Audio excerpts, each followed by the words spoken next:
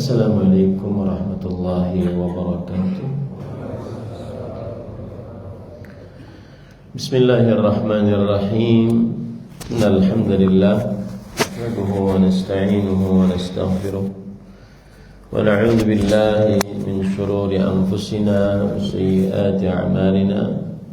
Man yahdihillahu fala mudilla lahu wa man yudlil fala hadiya lahu. Asyhadu an la ilaha illallah wahdahu la syarika lah wa asyhadu anna Muhammadan abduhu wa rasuluh. Ya ayyuhalladzina amanu taqullaha haqqa tuqatih wa la tamutunna illa wa antum muslimun. Ya ayyuhan nasu taqu rabbakumul ladzi khalaqakum min nafsin wahidah wa khalaqa minha zawjaha wa batha minhuma رجالا كثيرا ونساء واتقوا الله الذي تساءلون به والأرحام إن الله كان عليكم رقيبا. يا أيها الذين آمنوا اتقوا الله وقولوا قولا سديدا يصلح لكم أعمالكم ويغفر لكم ذنوبكم ومن يطع الله ورسوله فقد فاز فوزا عظيما. أما بعد فإن أصدق الحديث كتاب الله وأحسن الهدي هدي محمد صلى الله عليه وعلى آله وسلم وشر الأمور محدثاتها وكل محدثة بدعة وكل بدعة ضلالة وكل ضلالة في النار. Alhamdulillah, kita bersyukur pada Allah Subhanahu wa taala pada hari ini Sabtu ba'da subuh 25 Al-Muharram, bulan Allah yang suci 1448 Hijriah, bertepatan dengan 11 Juli 2026. Kita dimudahkan oleh Allah Subhanahu wa taala untuk duduk bersama mengkaji ayat-ayat suci Al-Qur'an dan hadis-hadis Rasul sallallahu alaihi wasallam dalam sebuah kajian tematik Islam ilmiah, membahas tema tentang haqiqatu al-jannah, tentang surga yang dirindukan. Salawat dan salam semoga selalu Allah berikan kepada Nabi kita Muhammad sallallahu alaihi wa ala alihi wasallam, pada keluarga beliau, para sahabat serta orang-orang yang mengikuti beliau sampai hari kiamat kelak. Dengan nama-nama Allah yang husna dan sifat-sifatnya yang mulia, kita berdoa, Allahumma inna nas'aluka ilman nafi'an wa rizqan tayyiban wa amalan mutaqabbala. Allahumma amin. Ahibati fillah, afani Allah wa iyyakum. Para jamaah sekalian Masjid Al-Amanah, Bapak Ibu saudara-saudari yang saya cintai karena Allah, semoga Allah Subhanahu wa taala selalu memberikan afiat dan keberkahannya kepada kita seluruhnya. Pembicaraan tentang surga, dia adalah pembicaraan yang sangat penting dari beberapa sisi. Sisi yang pertama pentingnya membicarakan tentang surga adalah bahwa surga bagian dari rukun yang keenam dari rukun iman, atau rukun yang kelima maksud saya, dari rukun iman, yaitu beriman kepada hari akhir. Dan termasuk dari beriman kepada hari akhir adalah beriman tentang kehidupan yang terjadi setelah kematian. Dan termasuk kehidupan yang terjadi setelah kematian adalah tentang surga dan neraka. Ini menunjukkan pentingnya membicarakan surga, karena dia termasuk bagian dari rukun iman, dan la yatimul iman illa bihi, tidak sempurna keimanan kecuali dengannya. Yang namanya rukun itu artinya adalah al-janibul aqwa atau mahiyatus syai', bagian yang paling kokoh atau inti sesuatu, itu adalah rukun. Dalam bahasa usul fikih, rukun adalah ma la yatimmu illa bihi, sesuatu tidak sempurna kecuali dengannya. Maka rukun beriman kepada hari akhir adalah tidak sempurna keimanan seseorang kecuali beriman dengannya. Dan termasuk perkara-perkara yang berkaitan dengan hari akhir adalah surga dan neraka. Karena yang dimaksud dengan beriman kepada hari akhir, mengimani seluruh apa yang terjadi setelah kematian. Kemudian sisi yang kedua, pentingnya membicarakan surga dan neraka adalah membicarakan surga dan neraka itu kebiasaan para salafus saleh, dimulai dari Nabi Muhammad sallallahu alaihi wa ala alihi wasallam. Membicarakan surga dan neraka kebiasaan para salafus saleh. Mereka kalau duduk-duduk, kalau lagi bermajlis, yang mereka bicarakan adalah tentang surga dan neraka. Contoh misalkan hadis yang diriwayatkan dari Hani Maula Utsman bin Affan radhiyallahu anhu. Hani adalah seorang maula. Maula itu seorang yang asalnya budak lalu dimerdekakan oleh Utsman bin Affan. Akhirnya dia mengabdi kepada yang memerdekakannya, kepada Utsman bin Affan, maka disebut dengan maula. Beliau bercerita, kana Utsman idza waqafa 'ala al-qabr baka hatta tuballa lihyatuhu. Adalah Utsman bin Affan jika berdiri di sisi pekuburan beliau menangis sampai basah jenggotnya. Lalu beliau ditanya, tadhkurul jannata wan nar fala tabki. Engkau sering mengingatkan kepada kita tentang surga dan neraka, tapi engkau tidak menangis. Nah, di sini mahallus syahid, di sini inti pendalilannya. Engkau sering mengingatkan kepada kita tentang surga dan neraka, engkau tidak menangis. Wa tabki min hada. Lalu kenapa engkau menangis saat melihat kuburan? Kemudian Utsman bin Affan radhiyallahu anhu berkata, faqala inna an-nabiy sallallahu alaihi wa ala alihi wasallam qala innal qabra awwalu manazil al-akhirah fa in naja minhu fama ba'dahu aysaru wa in lam yanju minhu fama ba'dahu ashad minhu. Sesungguhnya kuburan adalah tempat persinggahan pertama dari tempat persinggahan kehidupan akhirat. Jika ia selamat dari kubur dan apa yang ada dalam kubur, seperti di dalam kubur ada fitnatul qabr, pertanyaan dalam kubur, di dalam kubur ada siksa kubur, jika dia selamat dari itu, maka fase singgah setelahnya lebih mudah. Dan jika dia tidak selamat dari kubur, maka fase apa yang setelah kubur lebih sulit dari apa yang ada di dalam kubur. Ini hadis hasan dan disebutkan di dalam riwayat Imam At-Tirmidzi, Imam Ibnu Majah, Imam Ahmad, kemudian Imam Al-Baghawi dalam kitabnya Syarhus Sunnah, dan yang lain-lainnya, dan sanadnya hasan.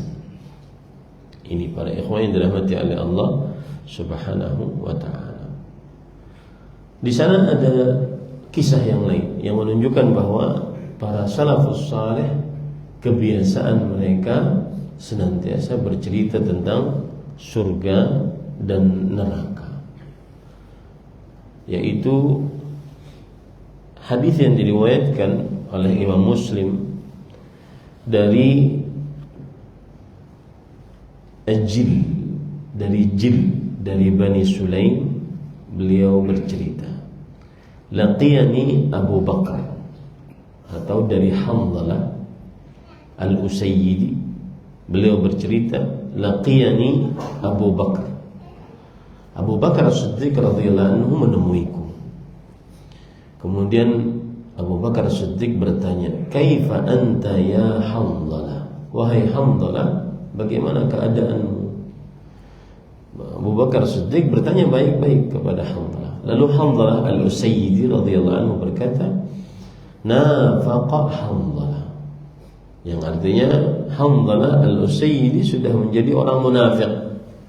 Dan kemunafikan di zaman itu sangat besar, karena kemunafikan di zaman itu adalah terkenal dengan kemunafikan akbar, kemunafikan i'tiqadi, bukan hanya sekedar kemunafikan dari sifat-sifat, tetapi kemunafikan akidah. Lisannya menyatakan Islam, tapi akidahnya masih kufur. Maka kemudian Abu Bakar As-Siddiq radhiyallahu anhu berkata, subhanallah, ma taqul? Maha suci Allah, apa yang engkau ucapkan? Kemudian Hamzalah bercerita kenapa beliau menyatakan diri beliau sebagai seorang munafik. Beliau mengatakan, nakunu 'inda Rasulillah sallallahu alaihi wasallam yudzakkiruna bil jannati wan nar ka'anna ra'yu 'ain. Kita sering duduk-duduk bersama Rasul sallallahu alaihi wasallam. Kemudian beliau mengingatkan kita tentang surga dan neraka. Seakan-akan surga dan neraka tersebut kita bisa lihat dengan mata kepala kita. Saking jelasnya Rasulullah sallallahu alaihi wasallam menceritakan surga dan neraka. Ini mahallus syahid. Ini inti pendalilannya, bahwa kebiasaan para salafus saleh, mereka berbicara tentang surga dan neraka. Lanjutan dari hadis, fa idza kharajna min 'indi Rasul sallallahu alaihi wasallam 'afazna al-azwaj wal aulad wad-dhay'an nasina katsira. Tapi kalau sudah keluar dari majlis Rasul sallallahu alaihi wasallam, kita menemui pekerjaan, bergaul dengan istri, anak-anak, maka kita sering lupa. Inilah yang dimaksud oleh Hamzalah bin Ar-Rabi' Al-Usayyidi radhiyallahu anhu, bahwa beliau sebagai seorang munafik. Maka apa dijawab oleh Rasul sallallahu alaihi wasallam? Maka apa yang dikatakan oleh Abu Bakar As-Siddiq mendengar itu? Beliau mengatakan, fa wallah inna lanalqa mithla hadha. Demi Allah, aku pun juga merasakan demikian. Ya. Sekelas Abu Bakar As-Siddiq juga merasakan kalau di majlis itu penuh dengan kekhusyuan, tapi kalau sudah di pekerjaan, di rumah, di hadapan anak, istri, maka juga sering lupa, sering tidak sekhusyuk ketika di majlis ilmu. Kemudian akhirnya mereka pergi kepada Rasulullah sallallahu alaihi wasallam. Kemudian menceritakan apa yang terjadi kepada diri mereka. Tanggapan Rasul sallallahu alaihi wasallam, beliau bersabda, "Lau tadumuna 'ala al-hal allati taqumuna biha min 'indi la safahatkumul malaikah fi majalisikum wa fi turuqikum wa 'ala furushikum." Jikalau kalian selalu di atas keadaan yang kalian bangun dengannya dari sisiku, artinya kalau kalian keluar dari majlis keadaan kalian seperti di majlis bersamaku, maka niscaya kalian akan disalami oleh para malaikat. Kenapa? Karena kedudukannya sama berarti. Disalami oleh para malaikat di majlis-majlis kalian, di luar majlis ilmu, di jalan-jalan kalian, di atas ranjang kalian. Walakin ya Hamzalah sa'ah wa sa'ah sa'ah wa sa'ah. Tetapi wahai Hanzalah, kadang seperti ini, kadang seperti ini. Apa maksudnya? Dijelaskan oleh para ulama rahimahumullah ta'ala. Yang dimaksud dengan sa'ah wa sa'ah, oke, kita kalau di majelis ilmu terasa khusyuk hati, terasa soleh semua, ya, terasa benar-benar fokus kepada Allah Subhanahu wa ta'ala. Yang memang tidak bermanfaat tidak kita kerjakan. Nah, cilakanya di zaman sekarang, kadang-kadang di masjid, di majelis ilmu masih menonton hal-hal yang diharamkan. Nah, itu sangat terbalik. Padahal kalau sudah di majelis ilmu, kemudian di masjid, maka dia sangat fokus, khusyuk kalbunya menghadap kepada Allah. Kalau itu terjadi di majelis ilmu, maka kapan kita keluar dari majelis ilmu, kemudian kita merasa agak menurun kekhusyuan kita terhadap akhirat, terhadap pembicaraan tentang surga dan neraka, maka itu sesuatu yang keniscayaan. Arti sa'ah wa sa'ah, kadang-kadang begini, kadang-kadang begini. Maksudnya, kapan kita khusyuk di majelis ilmu? Iya. Tapi ketika kita berhadapan dengan pekerjaan, sibuk dengan istri, anak, maka pada saat itu boleh saja itu terjadi tanpa dibarengi dengan melalaikan kewajiban atau melanggar larangan. Nah, itu maksudnya. Jadi seperti musim libur seperti ini, maka pada saat itu boleh saja seorang membawa keluarganya ke tempat yang dia bisa duduk bareng dengan keluarga, makan bersama di luar, misalkan di kebun, di mana, ataupun di rumah makan. Yang jelas tidak melalaikan kewajiban dan tidak melanggar larangan. Itu maksudnya. Bukan berarti sa'ah wa sa'ah, kadang-kadang begini, kadang-kadang begitu. Bukan berarti boleh bermaksiat, bukan. Jadi jangan sampai juga terlalu saklek. Wah, Bapak, karena ada sebagian orang mengeluh, Ustaz, saya habis ngaji dikeluhkan oleh anak saya. Contoh misalkan Ramadan, habis ngaji saya dikeluhkan oleh anak saya. Kenapa? Karena Bapak sesudah ngaji buka puasanya di masjid. Kemudian habis buka puasa pulang ke rumah cuma sebentar, habis itu langsung tarawih. Ini ngaji jenis apa ya? Yang biasanya sebelum ngaji kita ada semacam kebersamaan di dalam bulan Ramadan, maka itu harus diatur. Habis ngaji nggak bisa ke mall, habis ngaji nggak bisa makan bareng lagi di rumah makan. Maka ini sebuah kekeliruan. Inna li nafsika 'alaika haqqan wa li ahlika 'alaika haqqan. Sesungguhnya dirimu punya hak, keluargamu juga punya hak. Syaratnya adalah tidak bermaksiat, tidak melalaikan perintah atau tidak melanggar larangan. Nah, tetapi yang menjadi inti pembicaraan kita bukan itu, bahwa kebiasaan para salafus saleh, mereka sering sekali membicarakan surga dan neraka.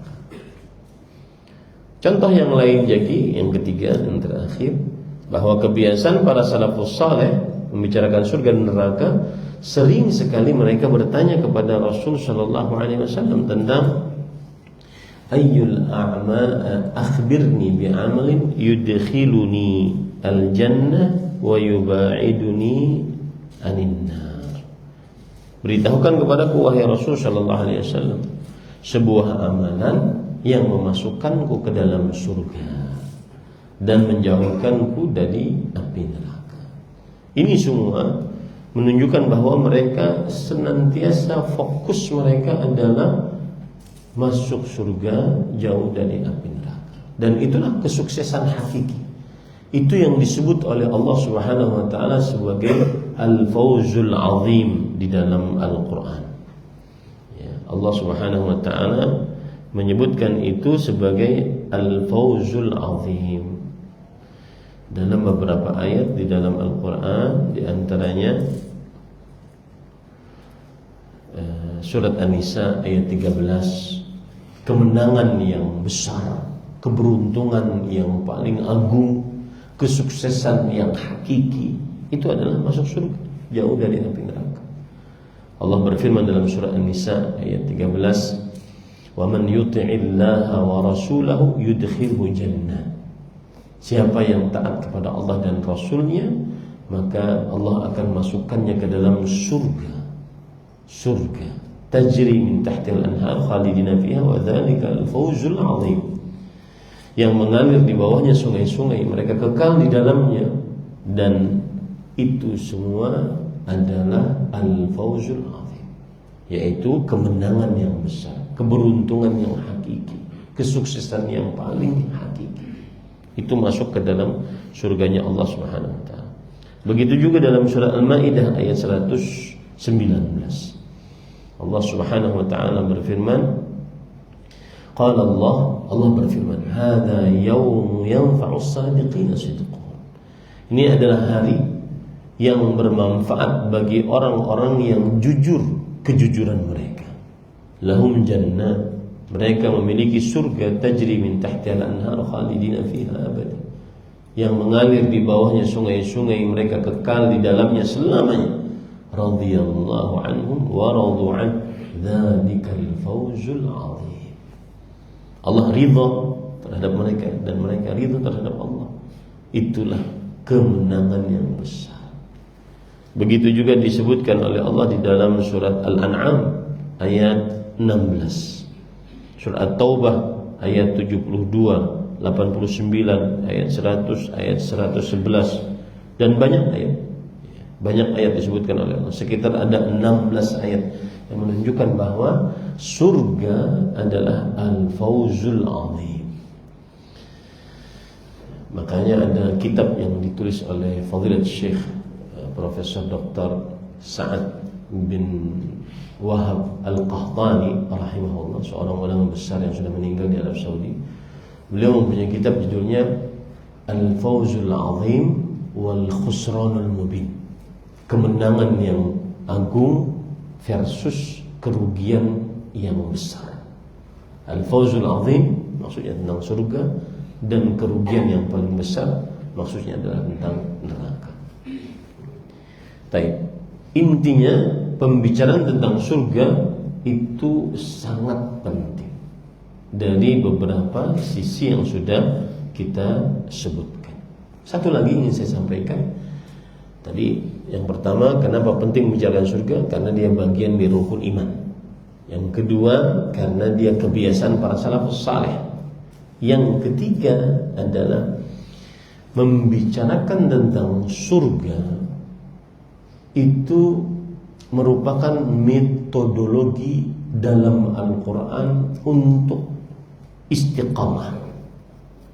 Apabila futur melanda, maka sering-seringlah pelajari kembali tentang surga. Dan itu metodologi yang disebutkan dalam Al-Quran. Kapan kita sedang lemah, kapan kita sedang malas, jangankan lemah, punya niat aja enggak.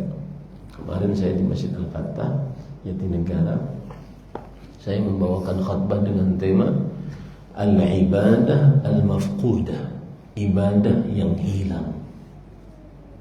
Bahkan di tengah orang-orang yang sudah ngaji. Dan memang khutbah itu saya tujukan kepada orang-orang yang sudah ngaji.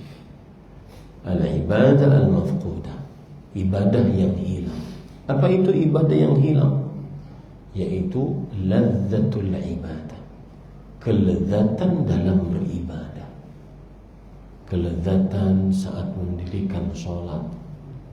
Bisa nggak kita merasakan saat sholat seperti yang dirasakan oleh Rasulullah SAW? Ya Bilal, arihna biha.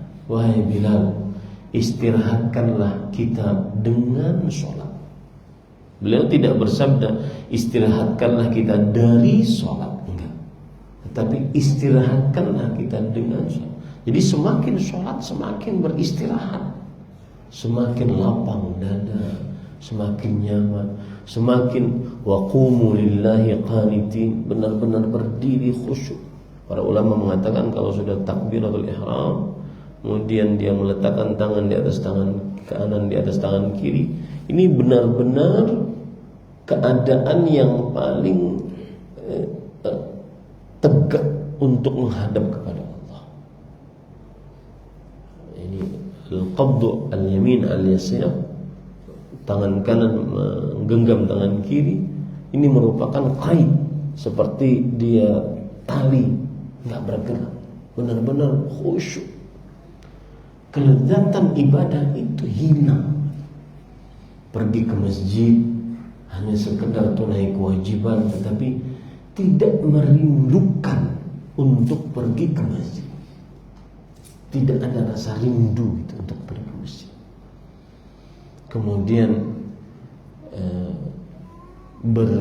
membaca Al-Quran sudah tidak selazat dulu.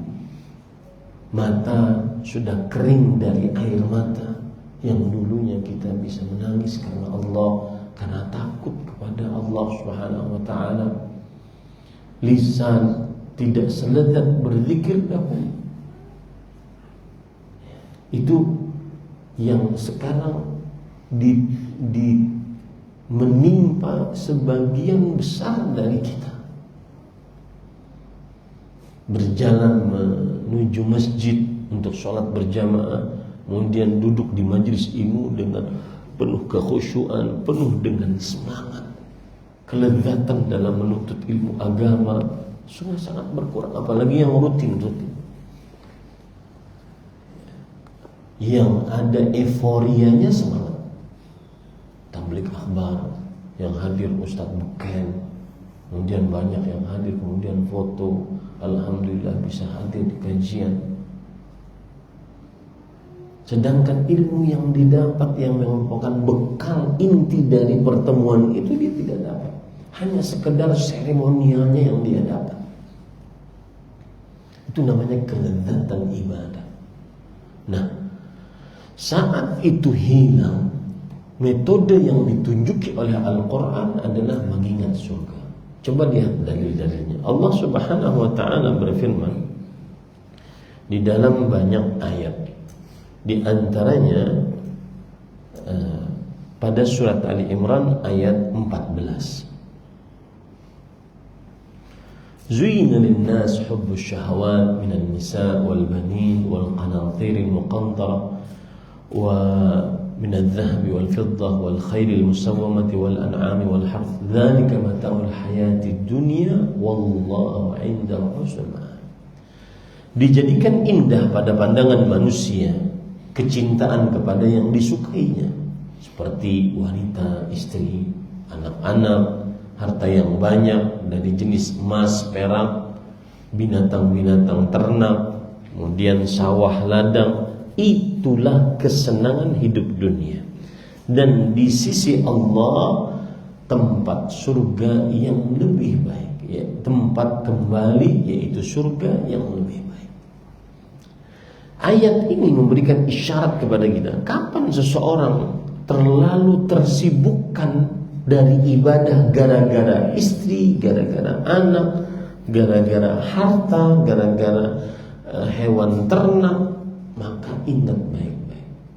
Obatnya agar tidak terlalu tersibukkan itu, obatnya adalah ingat di sisi Allah ada surga yang lebih baik daripada engkau yang engkau cintai. Coba deh, kalau antum sedang futur, malas, ingat surga. Saya ingin masuk surga. Saya ingin dapatkan surga yang paling tinggi. Masa begini orang yang dapat surga? Cuma sekolah-sekolah doang, kaum rebahan. Masa begini orang yang ingin dapat surga Firdaus cuma enggak pernah baca Quran setiap harinya, lisannya kering dari baca Quran. Bahkan kadang-kadang kalau sholat berjamaah dia adalah masbuk. Masbuk paling terakhir. Masbuk paling terakhir itu kapan? Ya, sebelum salam imam. Masbuk paling terakhir. Itu pun ketika mau menambahkan apa yang kurang dari dirinya, dari sholatnya, karena dia masbuk tadi, itu pun juga cepat-cepat. Sudah masbuk kemudian cepat-cepat. Nanti hatinya keras. Penyebab semua yang saya sebutkan, lezatnya hilang, kehilangan lezat beribadah itu dosa. Kalla bal rana ala qulubihim ma kanu yaksibun. Tidak sekali-kali apa yang mereka lakukan dari dosa itu menutupi hatinya, sehingga lezat beribadah itu hilang di dalam diri. Hilang di dalam diri. Ini pada ikhwan yang dirahmati oleh Allah SWT. Contoh yang lain lagi, misalkan dalam surat Ali Imran ayat 195, Allah Subhanahu wa taala berfirman, la ukaffiranna anhum sayyi'atihim wa la udkhilannahum jannatin tajri min tahtiha al-anhar thawaban min indillah wallahu 'inda husnul thawab. Sungguh aku akan menghapuskan dari mereka kesalahan-kesalahan mereka, dan aku akan masukkan mereka ke dalam surga yang mengalir di bawahnya sungai-sungai sebagai pahala dari sisi Allah, dan di sisi Allah tempat kembali yang lebih baik. Selalu seperti itu. Kapan seseorang dia mulai futur, lemah, maka ingat baik metodenya, ingat surga. Di sini pentingnya membicarakan surga. Contoh yang lain, misalkan di dalam ayat yang lain Allah Subhanahu wa taala berfirman dalam surat At-Taghabun ayat 15, innama amwalukum wa auladukum fitnah wallahu 'indahu ajrun 'azim. Sesungguhnya harta dan anak-anak kalian hanyalah cobaan bagi kalian. Kapan seseorang melalaikan perintah, melanggar larangan gara-gara anak dan harta, seperti sholat, kadang-kadang terlalaikan gara-gara syahwat, itu pasti. Yang melalaikan sholat pasti dia sedang sibuk dengan syahwat, itu pasti. Karena Allah berfirman akan hal itu, فَخَلَفَ مِنْ بَعْدِهِمْ خَلْفٌ أَضَاعُوا الصَّلَاةَ وَاتَّبَعُوا الشَّهَوَاتِ فَسَوْفَ يَلْقَوْنَ غَيًّا. Maka akan ada orang-orang yang mengganti mereka dengan generasi yang buruk, yang melalaikan sholat dan mengikuti syahwat. Kapan itu terjadi? Maka ingat baik-baik ayat ini, At-Taghabun ayat 15. Wallahu 'indahu ajrun 'azim. Dan di sisi Allah lah pahala yang lebih besar, yaitu surganya Allah Subhanahu wa taala. Kapan seseorang bermaksiat gara-gara anak dan istri? Ingat Pak, anak dan istri bisa jadi musuh. Itu disebutkan oleh Allah dalam Al-Quran. Inna min azwajikum wa auladikum aduwwan lakum fahdharuhum. Sesungguhnya anak kalian, istri kalian bisa jadi musuh bagi kalian.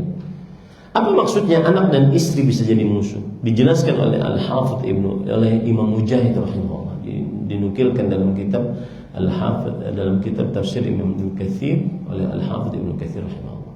Beliau mengatakan, yahmilu ar-rajul ala qati'atir rahim wa ma'siyati rabbih. Seseorang akhirnya memutuskan hubungan rahim gara-gara anak dan istri.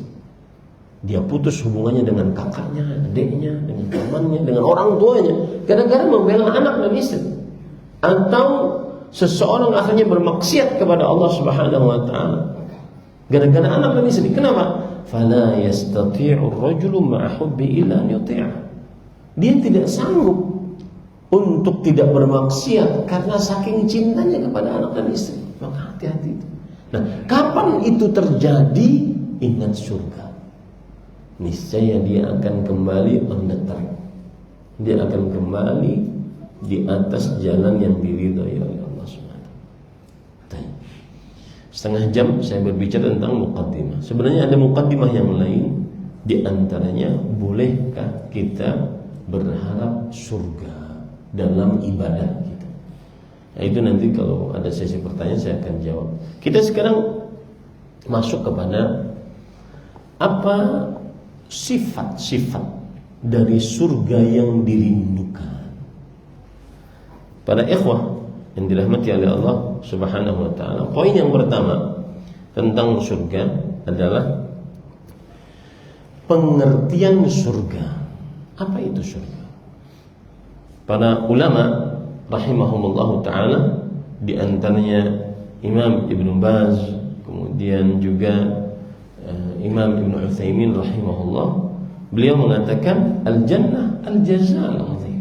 Jannah, surga adalah ganjaran pahala yang besar.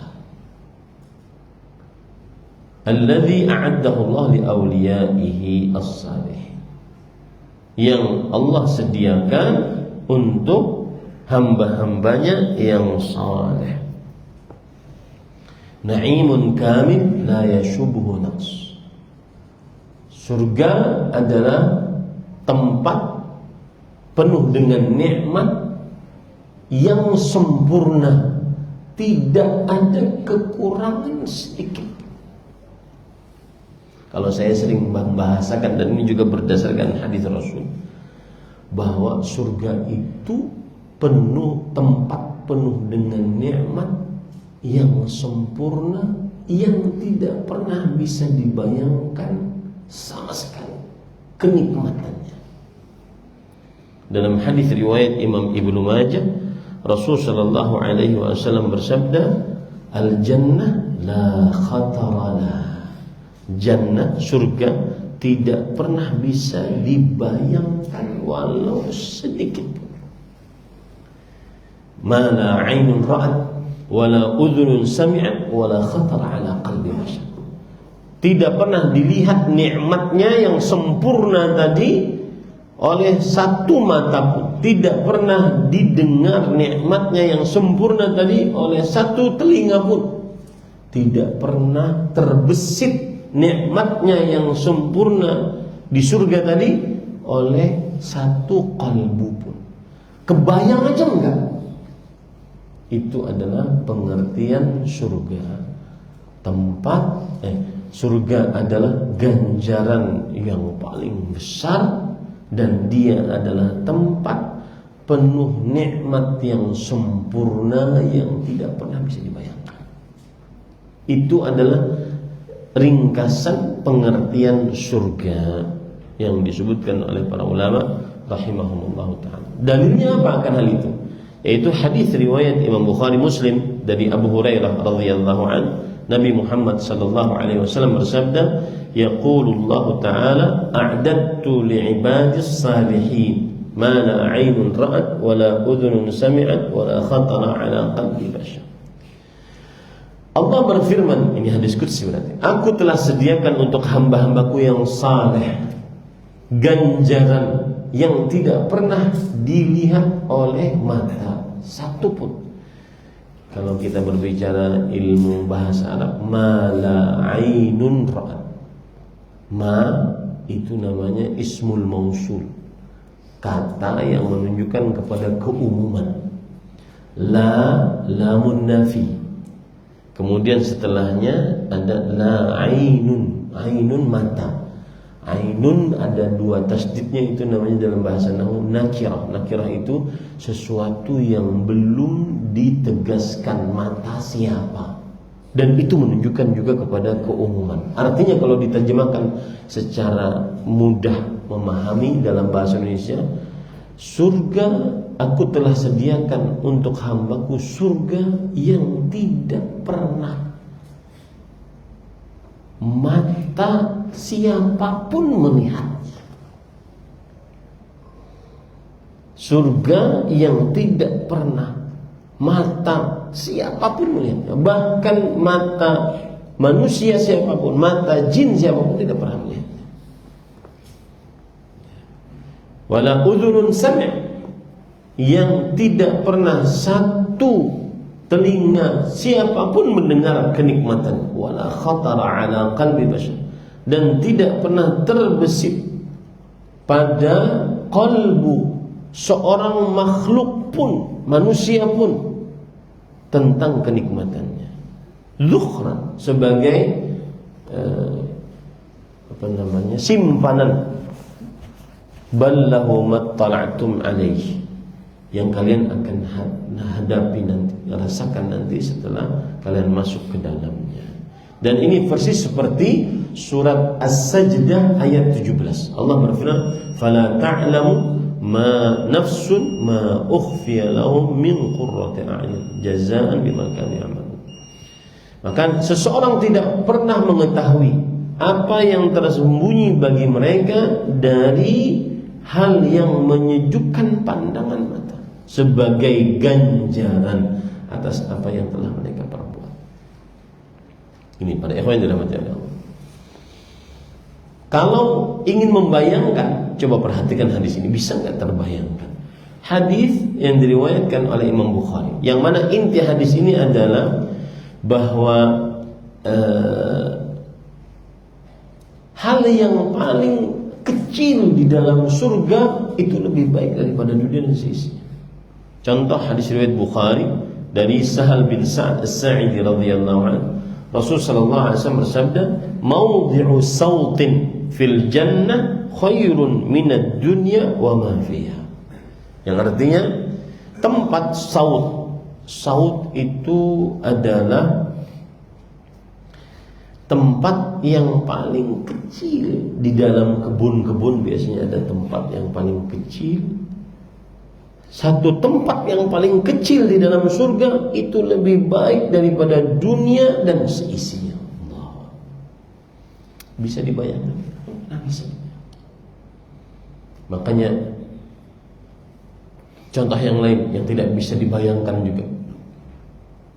Jibril alaihissalam berkata kepada Nabi Muhammad SAW, "Ya Muhammad, wahai Nabi Muhammad sallallahu alaihi wasallam, hadhihi Khadijah atatka." Ini Khadijah datang kepada engkau. Wa ma'aha idamun wa idam. Dan bersamanya ada makanan ta'amun wa idam. Makanan dan lauknya. Fa idza ja'atka, kalau dia mendatangimu, faqra minni wa min rabbiha salam. Maka bacakan salam dariku dan dari Allah Subhanahu wa taala. Wa basyirha bi baitin fil jannah. Dan berikan ia berikan ia kabar gembira mendapatkan sebuah rumah di dalam surga. Min qasab la sakhaba fihi wala nasab. Surga, rumah di dalam surga yang terbuat dari bambu. Tapi bambunya berlian. Antum pernah lihat berlian? Sebagian dari kita tidak pernah lihat berlian. Ini rumah dari berlian. Bisa dibayangkan. Makanya Abdullah bin Abbas radhiyallahu anhu beliau mengatakan, "Ma syai'un minad dunya mimma fil akhirah illa asma." Tidak ada yang sama dari apa yang ada di dunia dengan apa yang ada di akhirat kecuali cuma nama. Tidak bisa pernah dibayangkan indahnya surga. Dan ini yang membuat kita merindukan surga. Saya pernah menjelaskan tentang hadis, tentang ayat Al-Quran. Di dalam surga ada mathalul jannati allati wa'idal muttaqun fiha anhar min ma'in ghairi asin. Di dalam surga yang dijanjikan untuk orang-orang yang bertakwa, di dalamnya ada sungai yang isinya khamrin ladzatin lisyaribin. Saya bacakan surat Muhammad ayat 15. Mathalul jannati allati wa'idal muttaqun. Perumpamaan surga yang dijanjikan kepada orang-orang yang bertakwa. Fiha anhar, di dalamnya sungai-sungai, min ma'in ghairi asin. Sungai-sungai dari air yang tidak berubah rasanya. Ada di dunia air yang tidak berubah? Wa anharun min labanin lam yataghayyar ta'muh. Dan sungai-sungai dari air susu yang tidak berubah rasanya, tidak ada basi. Di dalam surga tidak pernah ada kebasian. Wa anharun min khamrin ladzatin lisyaribin. Dan sungai-sungai dari khamar yang lezat rasanya bagi peminumnya. Pernah bisa membayangkan ada sungai isinya khamar, sungai isinya susu, sungai isinya madu. Yang ada cerita khurafat sufi ya. Turun hujan susu. Nah, cerita khurafat sufi itu ya benar. Kita tidak bisa membayangkan yang ada di dalam surga. Saya ketika baca ayat ini, ada seorang kakek-kakek bilang setelah kajian. Biasa kajian kemudian kita duduk di kamar panitia, datang kakek-kakek. Ustaz sudah mengajarkan ilmu yang menyimpang. Saya bilang, ada apa kek? Kita tidak boleh menyanggah begitu keras karena sudah tua. Ada apa kek? Ustaz, khamr itu mau di dunia atau di akhirat tetap haram. Maka saya katakan beda kek. Di surga Allah berfirman, khamrin ladzatin lisyaribin. Minuman khamr yang lezat untuk meminumnya, bukan mabuk peminumnya. Karena pengertian khamr adalah kullu muskirin khamr. Setiap yang memabukkan adalah khamr. Nah, ini para ikhwan, itu pengertian dari surga. Intinya kita tidak bisa membayangkan nikmat yang ada di dalam surganya Allah Subhanahu wa ta'ala. Kemudian selanjutnya poin yaitu tentang masuk ke dalam surga.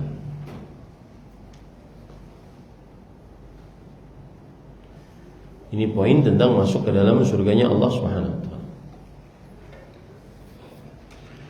Masuk ke dalam surganya Allah Subhanahu wa ta'ala, Allah berfirman di dalam Al-Quran surah Az-Zumar ayat 73. Wasiqal ladzina taqaw rabbahum idal jannati zumara. Dan digiring orang-orang yang bertakwa kepada Rabbnya kepada surga, ke dalam surga, berbondong-bondong, berkelompok-kelompok. Hatta idza ja'uha wa futihat abwabuha wa qala lahum khazanatuha salamun 'alaikum tibtum fadkhuluha khalidin. Sampai jika mereka mendatangi surga dan kemudian dibuka pintu-pintu surga, dan kemudian dibuka pintu-pintu surga, maka penjaga surga berkata, salamun 'alaikum tibtum fadkhuluha khalidin. Selamat atas kalian, sungguh kalian sudah berbuat baik selama hidup di dunia, maka masuklah kalian kekal di dalamnya. Para ikhwan yang dirahmati oleh Allah, Fadilat Syekh Abdul Rahman bin Nasir As-Sa'di, ahli tafsir di abad ke-13 Hijriah, beliau mengatakan orang-orang yang digiring masuk ke dalam surga adalah orang-orang yang bertakwa. Siapa orang yang bertakwa kepada Rabb mereka? Yaitu orang-orang yang bertauhid bitauhidih wal amali bi ta'atih. Orang yang bertauhid dan beramal dengan mengerjakan ketaatan kepada Allah Subhanahu wa ta'ala, maka akan digiring oleh Allah dengan kemuliaan, sauqa ikram wa i'jaz, penggiringan pemuliaan dan penggiringan penuh dengan kewibawaan. Itu cara penghuni surga masuk ke dalam surganya Allah Subhanahu wa ta'ala. Digiring ke dalam surga, ilal jannah zumara. Zumara artinya farihin mustabsyirin, penuh dengan kegembiraan, penuh dengan kesenangan, berkelompok-kelompok. Berkelompok-kelompok. Ini para ikhwan yang dirahmati oleh Allah Subhanahu wa ta'ala. Begitu cara masuk surganya penghuni surga. Nah, di sini saya ingin mengingatkan, ketika Syekh Abdul Rahman bin Nasir As-Sa'di mengatakan wasiqal ladzina taqaw rabbahum, dan digiring orang-orang yang bertakwa kepada Rabbnya. Siapa yang bertakwa? Yang bertauhid dan mengerjakan ketaatan. Ingat baik-baik, tauhid sering kita diajari oleh ustadz kita, berdoa hanya kepada Allah, tidak berdoa kepada orang mati, tidak percaya dukun, tukang ramal, pawang hujan, tidak pakai jimat, tidak bersumpah dengan nama selain Allah. Iya, itu tauhid. Tetapi jangan lupa, termasuk dari tauhid adalah bersandar qalbu hanya kepada Allah. Karena sebagian orang ada yang bertauhid tetapi dia bersandar qalbu kepada selain Allah. Sarana senantiasa dia sandari. Contoh, kalau di zaman sekarang yang katanya ekonomi lagi sulit, berdagang lagi sulit, kemudian dia punya kenalan yang diluaskan rezekinya, maka setiap kali dia berhubungan dengan kenalan tersebut seperti dia menghamba kepada kenalan tersebut. Seakan-akan kenalan yang diluaskan rezekinya tersebut bisa menolong dia seluruhnya. Dia lupa itu hanya sarana. Dia harus bersandar qalbunya hanya kepada Allah. Kalau ditelepon oleh orang yang diluaskan rezekinya tersebut, sampai benar-benar perhatian, siapa? Mana tauhidnya gitu? Ya. Kalau seandainya orang yang kita anggap bisa menolong kita tersebut melalaikan perintah, melanggar larangan, diam saja, nggak berani amar ma'ruf nahi munkar. Orang bertauhid tidak begitu. Kemudian termasuk tauhid adalah ketundukan dan ketaatan mutlak hanya kepada Allah. Jadi ingat baik-baik, tauhid itu bukan hanya sekedar ikhlas beribadah. Enggak, ikhlas tunduk patuh kepada Allah. Apapun perintah laksanakan, apapun larangan jauhi. Tunduk patuh secara mutlak, without reason, tanpa alasan. Alasannya cuma satu, karena kita hamba yang bertauhid. Saya beri contoh. Termasuk tauhid, orang mengerjakan kesepakatan yang sudah disepakati. Jangan sampai ada di tengah masyarakat kesan kalau enggak mau urusan muamalah sama ikhwah susah, tidak sesuai dengan kesepakatan, berhutang enggak bayar, cuma bisa qadarullah, cuma bisa afwan akhi, enggak bayar ya. Itu tauhid. Jangan sampai ada kesan orang yang sudah ngaji itu malas untuk menyepakati kesepakatan. Seorang ustadz atau seorang pengajar di sebuah sekolahan sudah taken kontrak 1 tahun, kemudian dia keluar seenaknya karena ada sekolah yang bisa menampung dia dengan gaji yang lebih besar. Enggak boleh ya. Seakan-akan pesantren adalah tempat yang bisa untuk mengkhianati amanah dan kesepakatan yang paling sering. Boleh kalau pokoknya lembaga pendidikan Islam itu melalaikan kesepakatan itu boleh. Seakan-akan begitu. Nah, ini kurang menerapkan la ilaha illallah. Tauhid itu bukan hanya sekedar beribadah yang ikhlas, tidak riya, tidak ujub, enggak. Tauhid itu ketundukan mutlak hanya kepada Allah. Tauhid termasuk di dalamnya aplikasi tidak memutuskan hubungan rahim. Tauhid termasuk di dalamnya suami yang tidak bakhil kepada istrinya, istri yang tidak nusyuz kepada suaminya. Itu tauhid. Nah, ini para ikhwah. Jadi jangan sampai hanya iya betul kita sering diajarkan tauhid oleh ustadz kita, jangan berdoa kepada orang mati, tidak pakai jimat. Saya kira saya sudah bertauhid itu. Akhirnya meremehkan kesepakatan, meremehkan amanah, meremehkan dusta, meremehkan riba, meremehkan simpan pinjam, meremehkan hubungan laki-laki perempuan yang bukan mahram dengan dalil sudah jadi ikhwan kibar dalam mengaji. Nah, ya. Tauhid enggak begitu.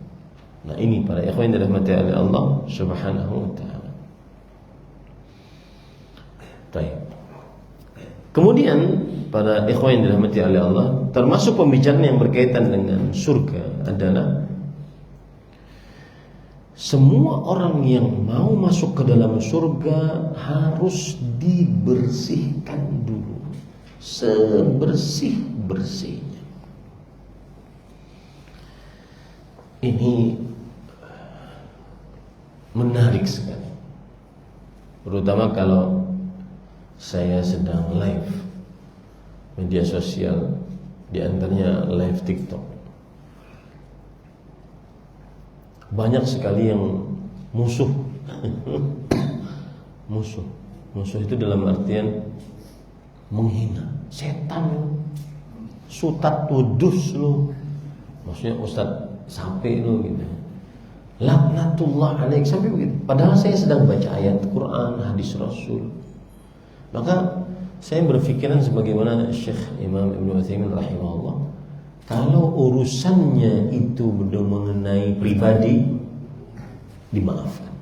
Tapi kalau sudah urusannya mengenai akidah, menghina agama Allah, menghina Al-Quran, menghina ayat Nabi, hadis Rasul sallallahu alaihi wasallam, menghina sunnah Rasul sallallahu alaihi wasallam, maka saya ucapkan sampai jumpa di qantarahnya Allah SWT.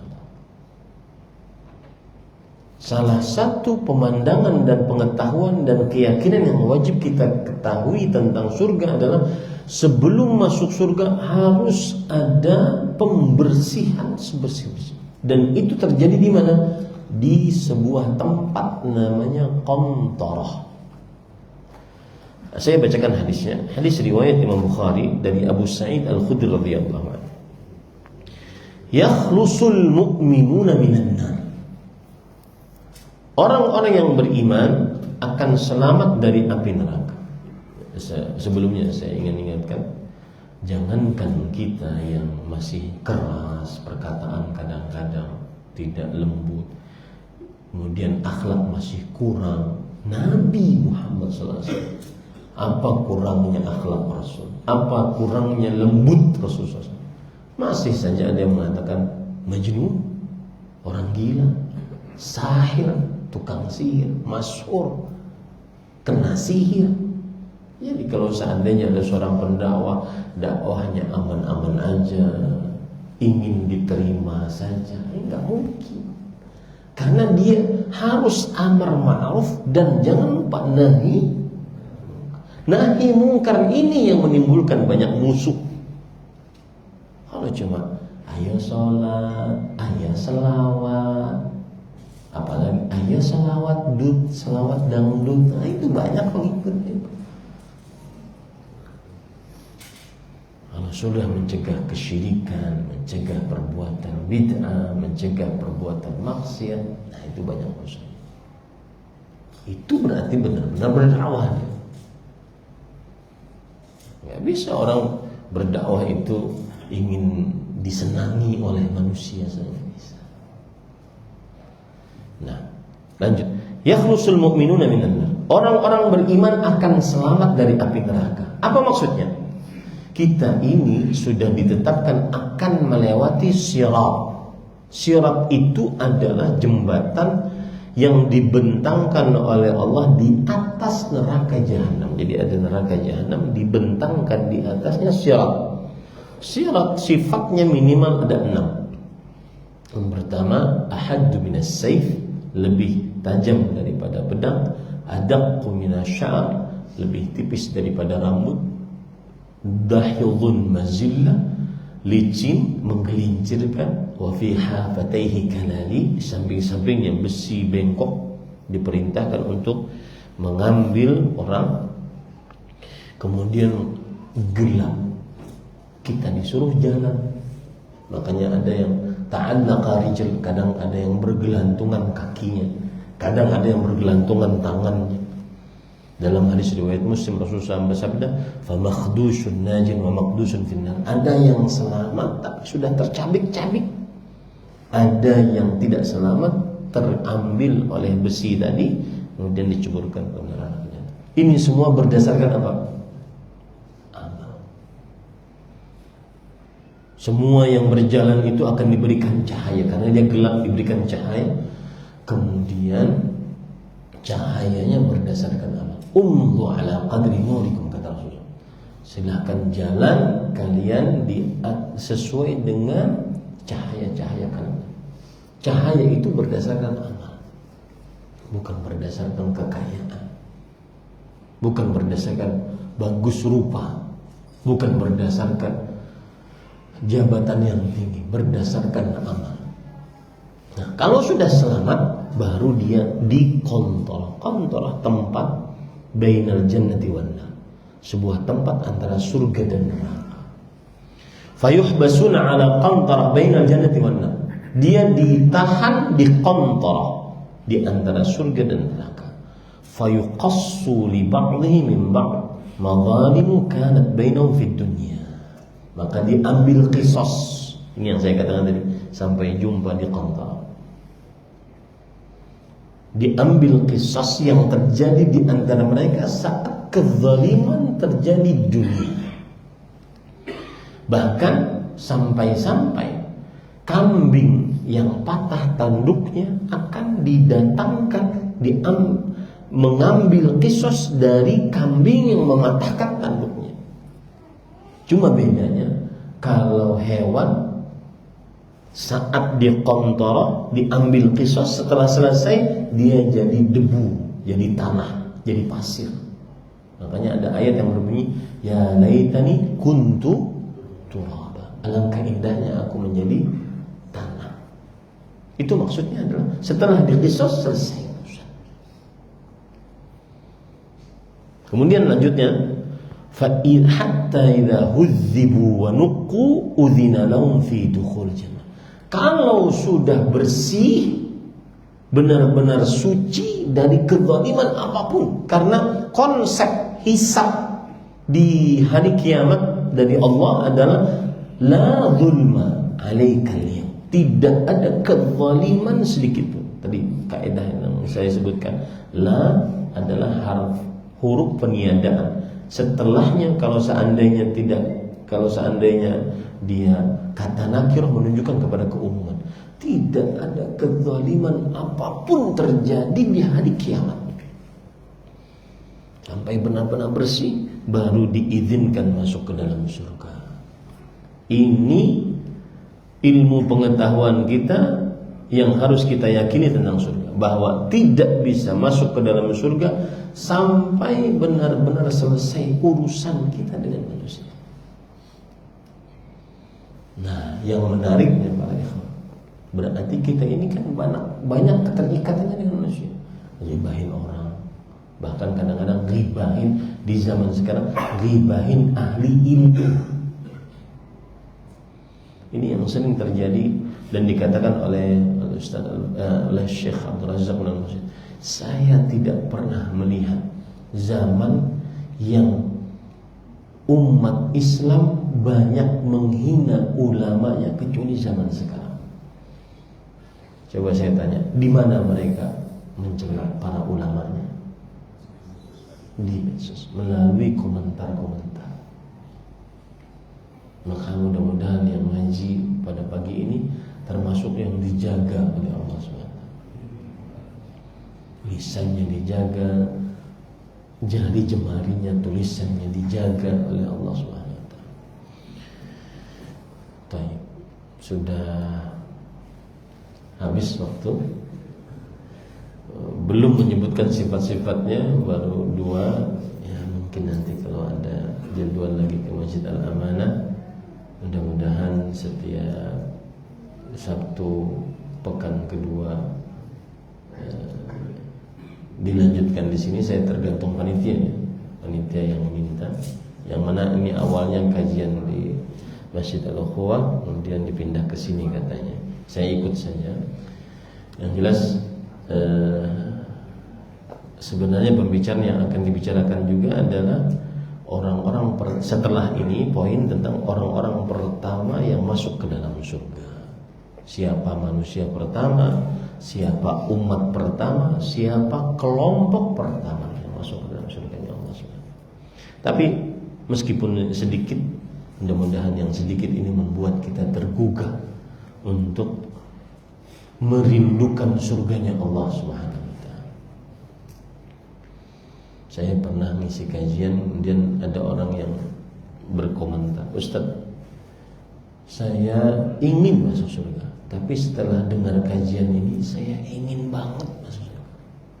Cuma kan saya tahu diri saya, bagaimana ibadah saya, bagaimana kelakuan saya, kita tahulah masing-masing. Kalau begitu boleh nggak Ustaz saya berdoa, ya Allah masukkan saya ke dalam surga walau emperannya aja? Nah, jawabannya nggak boleh. Kalau sudah urusan surga, kata Rasulullah SAW, idza sa'altumullah is'aluhul firdaus innaha a'lal jannah. Jika engkau minta kepada Allah, mintalah surga firdaus, sesungguhnya dia surga yang paling tinggi. Jadi harus optimis. Bahkan kita berhak untuk meminta kepada Allah surga firdaus tanpa hisab, tanpa. Kita berdoa dengan nama-nama Allah yang husna. Allahumma inna nas'aluka jannatal firdaus bighairi hisabin wala adab. Ya Allah, mudahkan kami masuk ke dalam surga firdaus tanpa hisab, tanpa adab. Wallahu alam. Ada satu pertanyaan, bagaimana cara seorang istri untuk mengembalikan kesadaran suami agar mau menghadiri kajian ilmu secara offline, karena selama ini mencukupkan via YouTube. Ini adalah hasil dari COVID-19. Maka kalau ditanya cara menyadarkan suami, jawabannya adalah beritahukan kepada suami bahwa menghadiri kajian offline itu yang lebih utama, sedangkan online bagaikan tayamum. Kalau tidak bisa berwudu, maka silahkan bertayamum. Tapi kalau seandainya dia menghadiri kajian offline, maka itu adalah yang paling utama. Disebabkan karena beberapa sebab. Satu, hadis-hadis dan contoh-contoh para salafus saleh, mereka senantiasa menghadirinya secara langsung di majelis ilmu. Hanya kalau ada keadaan darurat saja, seperti misalkan antara Umar bin Khattab dengan temannya. Beliau karena pekerjaan duniawi, akhirnya beliau bergantian dengan temannya. Yang satu menghadiri, yang satu bekerja. Nanti yang satu menghadiri, yang satu bekerja. Tapi yang menghadiri ini memberitahukan kepada yang tidak hadir. Itu karena ada uzur syar'i. Adapun kalau sengaja untuk tidak hadir di kajian offline, maka banyak ketinggalan kebaikan-kebaikan. Meskipun kita katakan kajian online boleh, tidak mengharamkan, tetapi banyak kebaikan-kebaikan yang tertinggal saat kajian, tidak menghadiri kajian offline. Karena kalau sudah online para ikhwah, samping kiri nasi goreng, samping kanan pisang goreng, ya. Ustadznya ngobrol, dia ngobrol juga, tidak ada kekhusyuan. Dan kenapa saya katakan tadi seperti wudu dan tayamum, itu saya ambilkan dari perkataan Fadilah Syekh Saleh Al-Utsaimin rahimahullah, hafizahullah, ulama besar di Arab Saudi, termasuk majelis ulama besar di Arab Saudi. Beliau mengatakan kajian offline itu seperti wudu, kajian online seperti tayamum. Kapan boleh tayamum? Ketika tidak bisa berwudu. Nah, seperti itu. Cukup kiranya, ya. Atau ada pertanyaan? Nah, silakan. Bolehkah kita berharap surga dalam ibadah kita kepada Allah? Bagus. Terus apa kiat-kiat kita agar kita tidak berputus asa dan bermudah-mudahan dalam menghadapi takdir Allah tentang surga dan neraka yang telah di lauh mahfuz. Barakallahu fiik. Saya ingin kasih adab dulu ya. Dan ini beberapa masjid yang saya ajari, kalau bertanya kepada ustaz, bukan hanya kepada saya, kepada ustaz atau kepada yang mengajari kita ilmu agama, maka doakan dulu ustaz. Ahsanallahu ilaikum. Dan itu yang kita dapati di majelis-majelis ilmu, di majelis-majelis masyayikh kita. Ahsanallahu ilaikum. Semoga Allah berbuat baik kepada engkau wahai guruku. Seperti itu. Bukan hanya untuk saya, tetapi semua ustaz. Dan ini adab dalam bertanya. Taib. Adapun jawabannya adalah boleh berharap surga. Kenapa? Hadis tadi Rasulullah SAW bersabda, jika engkau mintalah surga. Kalau berharap surga tidak boleh, tidak mungkin Allah dan Rasulnya memerintahkan untuk berharap surga. Allah apa dalilnya? Surat Al-Mutaffifin. Khitamu misk. Surga itu diliputi dengan minyak wangi misik. Atau bisa bayangkan masjid ini pakai minyak wangi misik? Ya bisa. Makanya surga nggak bisa dibayangkan. Nikmatnya itu nggak bisa dibayangkan. Perempuan di surga misalnya, nggak bisa dibayangkan. Coba, bandonya penghuni surga, si perempuan ini, bando penghuni surga, itu lebih baik daripada dunia dan seisinya. Kalau keluar satu jempolnya penghuni surga dari perempuan, itu dunia dan seisinya akan terisi bau wanginya. Bisa dibayangkan? Nggak bisa.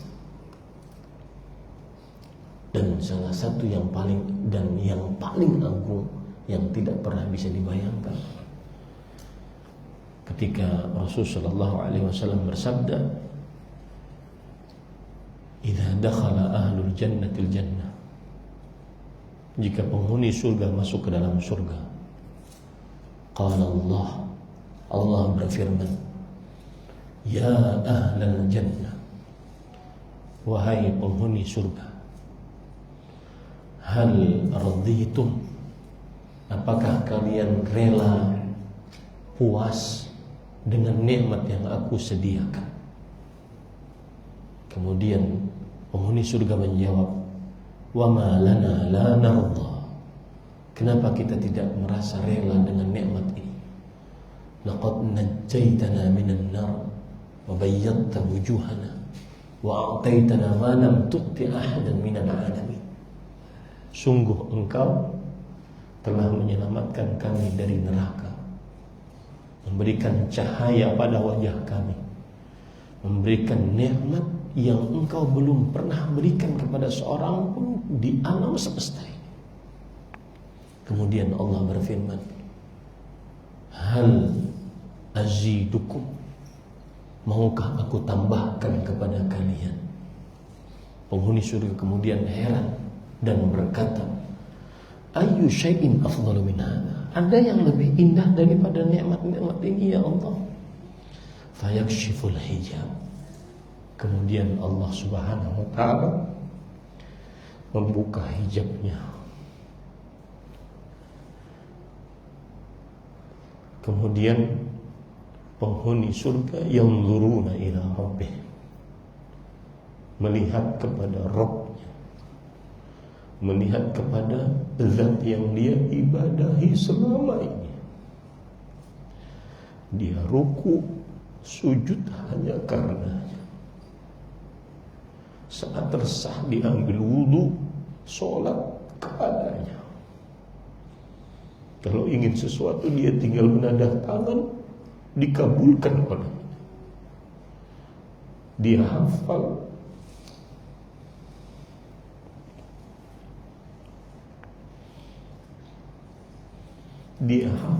dan dia jaga hafalan Al-Quran yang merupakan kalamnya.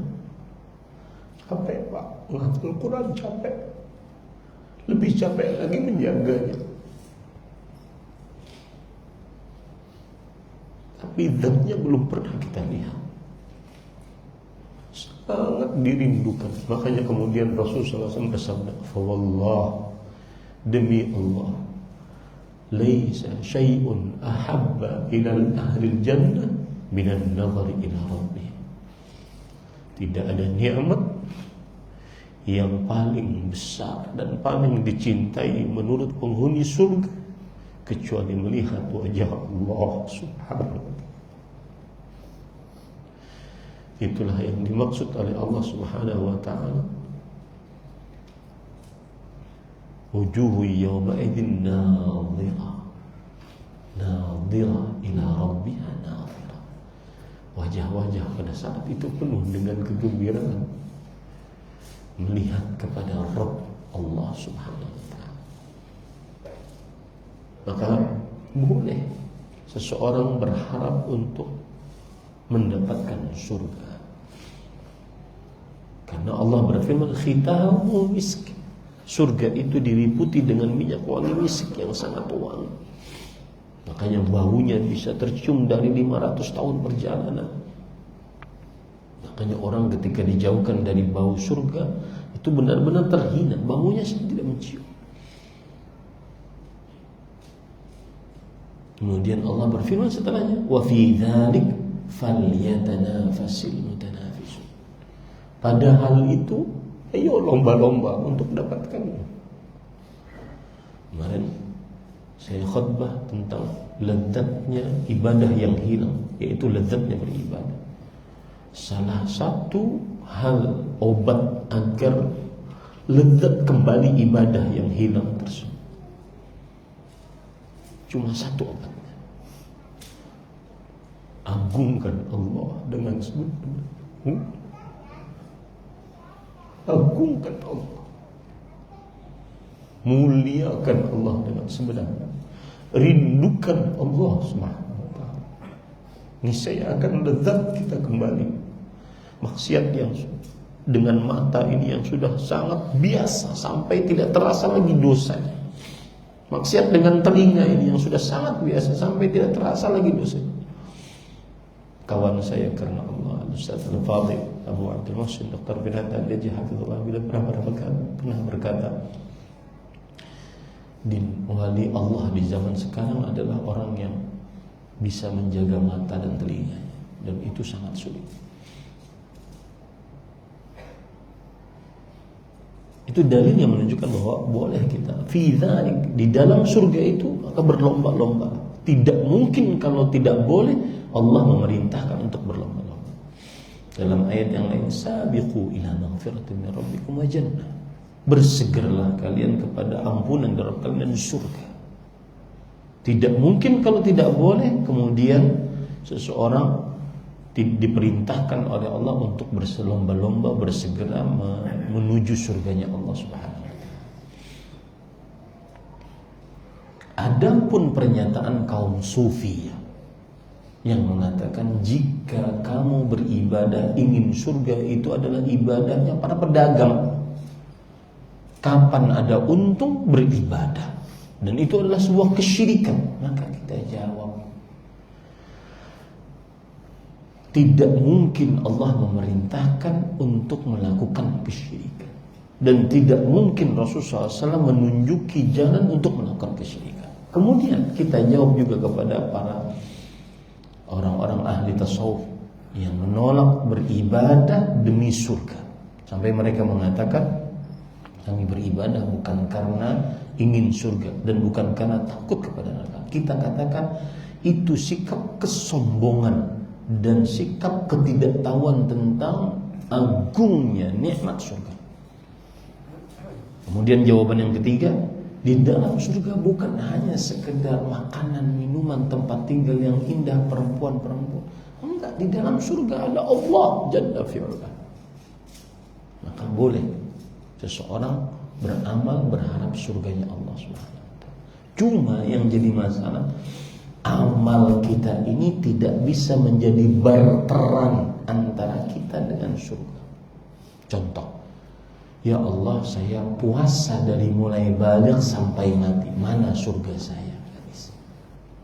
Ya Allah saya sholat dari mulai balik sampai mati, mana pahala surga sholat saya? Kenapa?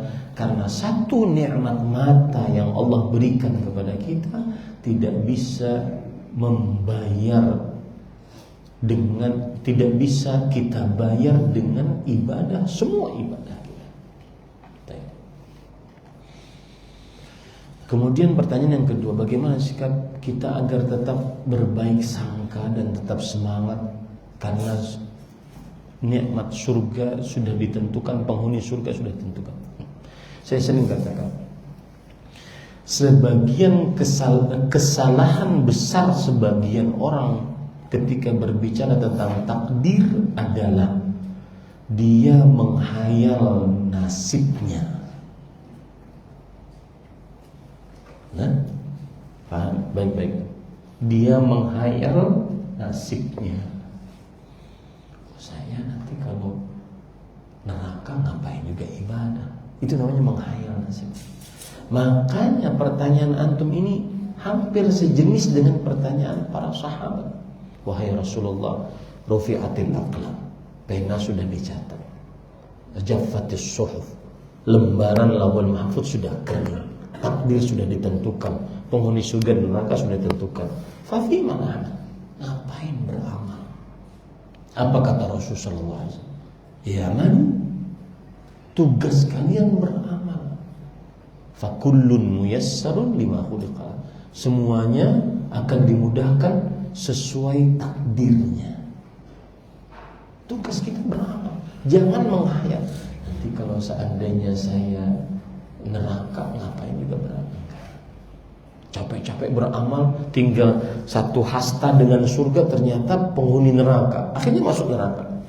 Tugasmu beramal, bukan tugasmu menghayal. Apa? Itu adalah motivasi kita agar tetap berbaik sangka kepada Allah Subhanahu wa taala. Itu yang bisa disampaikan. Mohon maaf kalau terlalu panjang. Apa yang baik dari Allah Subhanahu wa taala, apa yang buruk itu kayak pribadi. Kita cukupkan dengan kafaratul majlis. Subhanakallah wa bihamdik, asyhadu an la ilaha illa anta, astaghfiruka wa atubu ilaik. Sallallahu alaihi wa sallam. Walhamdulillahirabbil alamin. Wassalamualaikum warahmatullahi wabarakatuh.